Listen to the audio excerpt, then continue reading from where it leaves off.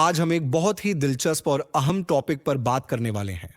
Investment के 3 बड़े और पॉपुलर ऑप्शंस के बारे में। जी हां, हम बात करेंगे गोल्ड, म्यूचुअल फंड और रियल एस्टेट की। अक्सर लोग सोचते हैं कि इनमें से सबसे बेस्ट ऑप्शन कौन सा है और कहां पैसा लगाना चाहिए। आज हम इसी उलझन को सुलझाएंगे, एक एक करके इनके फायदे और नुकसान समझेंगे और जानेंगे कि आपके लिए कौन सा ऑप्शन सबसे सही रहेगा। तो चलिए बिना किसी देरी के शुरू करते हैं। सबसे पहले बात करते हैं गोल्ड, सोने की। दोस्तों, गोल्ड यानी सोना ये सदियों से इन्वेस्टमेंट का एक भरोसेमंद साथी रहा है। जब भी मार्केट में कोई उतार चढ़ाव आता है, जैसे आर्थिक मंदी, रिसेशन का माहौल हो, तो लोग सोने को एक सुरक्षित इन्वेस्टमेंट मानते हैं और इसमें इन्वेस्ट करना पसंद करते हैं। क्यों? क्योंकि माना जाता है कि इसमें रिस्क काफी कम होता है। गोल्ड में निवेश के कुछ फायदे: सुरक्षित इन्वेस्टमेंट। जैसा मैंने बताया, मुश्किल समय में लोग गोल्ड को पसंद करते हैं। ये उतार चढ़ाव के दौरान भी अपनी वैल्यू बनाए रखता है। आसानी से लेन देन, गोल्ड को खरीदना और बेचना काफी आसान है। आप जब चाहें इसे कैश में बदल सकते हैं। महंगाई से बचाव। सोने का भाव अक्सर महंगाई के साथ साथ बढ़ता रहता है, तो ये आपके पैसे को महंगाई की मार से बचा सकता है। लोन की सुविधा। आपातकाल में आप फिजिकल गोल्ड को गिरवी रखकर बैंक से लोन भी ले सकते हैं, जो एक बड़ी सुविधा है। लेकिन गोल्ड में कुछ नुकसान भी हैं और ये जानना बहुत जरूरी है। सुरक्षा की चिंता। अगर आपके पास बहुत सारा फिजिकल गोल्ड है, तो उसे संभालना, सुरक्षित रखना एक बड़ा काम हो सकता है। आपको बैंक लॉकर या किसी दूसरी सुरक्षा सेवा, सिक्योरिटी सर्विस पर पैसा खर्च करना पड़ सकता है और इसके लिए आपको अच्छा खासा चार्ज देना होता है। Making charge. जब आप गहने या फिजिकल गोल्ड खरीदते हैं, तो आपको मेकिंग चार्ज भी देना पड़ता है, जो आपकी इन्वेस्टमेंट पर सीधा असर डालता है। हालांकि आज के समय में डिजिटल गोल्ड और gold ETF, exchange traded fund जैसे ऑप्शंस भी मौजूद हैं, जिनमें मेकिंग चार्ज नहीं लगता। रिटर्न की सीमा। यह बात सच है कि गोल्ड की कीमत समय के साथ बढ़ती है, लेकिन अक्सर ये स्टॉक मार्केट या रियल एस्टेट जैसी तेज ग्रोथ वाले ऑप्शंस को टक्कर नहीं दे पाता। इसका मतलब है कि इसमें रिटर्न की संभावना, पोटेंशियल थोड़ी कम हो सकती है। अब आते हैं दूसरे बड़े ऑप्शन पर, म्यूचुअल फंड। म्यूचुअल फंड आज के समय में बहुत लोकप्रिय हो गया है, खासकर उन लोगों के लिए जो शेयर मार्केट में सीधा इन्वेस्ट नहीं करना चाहते, लेकिन फिर भी उसके फायदे लेना चाहते हैं। म्यूचुअल फंड के फायदे क्या हैं? डाइवर्सिफिकेशन। सोचिए, आपका पैसा सिर्फ एक जगह नहीं, बल्कि शेयर बाजार, बॉन्ड्स और कई अलग अलग तरह के एसेट्स में लगाया जाता है। इससे क्या होता है? आपका रिस्क कम हो जाता है। मान लीजिए, अगर एक कंपनी अच्छा नहीं कर रही है, तो दूसरी कंपनी अच्छा कर सकती है, जिससे आपका ओवरऑल नुकसान कम होता है। इसे ही डाइवर्सिफिकेशन कहते हैं। Professional management. म्यूचुअल फंड को अनुभवी, एक्सपीरियंस्ड फंड मैनेजर संभालते हैं।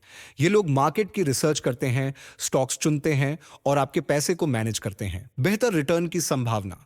अगर शेयर मार्केट अच्छा परफॉर्म करता है, तो म्यूचुअल फंड्स भी काफी बेहतर रिटर्न दे सकते हैं।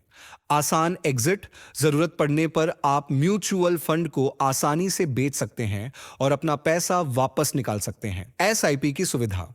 म्यूचुअल फंड की सबसे अच्छी बात यह है कि आप एसआईपी के जरिए छोटे छोटे अमाउंट से भी इन्वेस्टमेंट शुरू कर सकते हैं।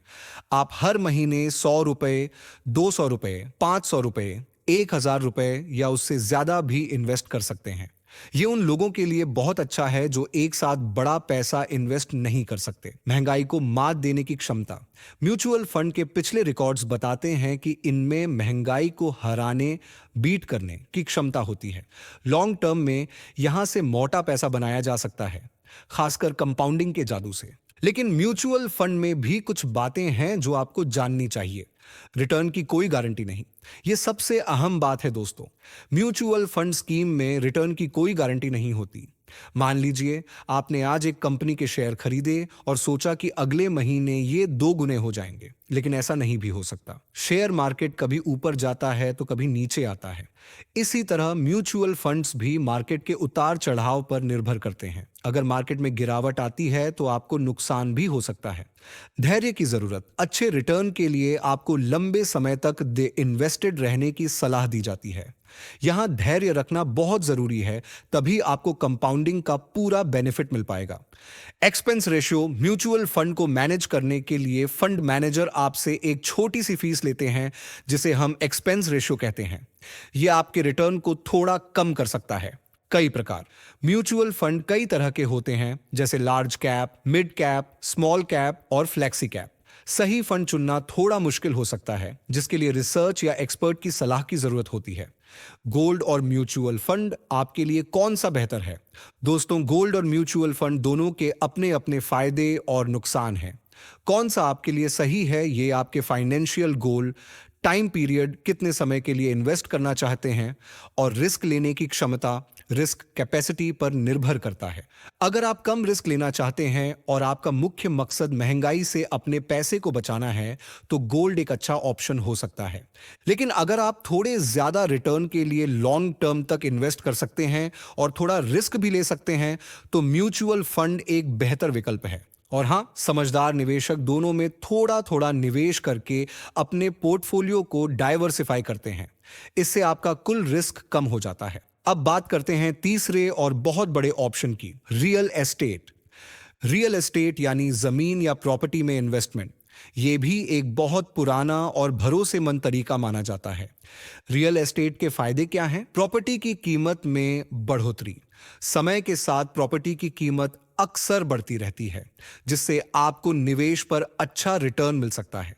नियमित आय, पैसिव इनकम, आप अपनी प्रॉपर्टी को किराए पर देकर हर महीने एक फिक्स्ड इनकम ले सकते हैं। महंगाई से बचाव, रियल एस्टेट इन्वेस्टमेंट भी महंगाई के खिलाफ एक बचाव के रूप में काम कर सकता है, क्योंकि किराए की कीमत और प्रॉपर्टी की कीमत आमतौर पर महंगाई के साथ बढ़ती रहती है। वहीं रियल एस्टेट के कुछ बड़े नुकसान भी हैं, जिन पर आपको ध्यान देना होगा। बड़ी पूंजी की जरूरत, रियल एस्टेट खरीदने के लिए आपको एक साथ बहुत ज्यादा पैसे की जरूरत पड़ेगी।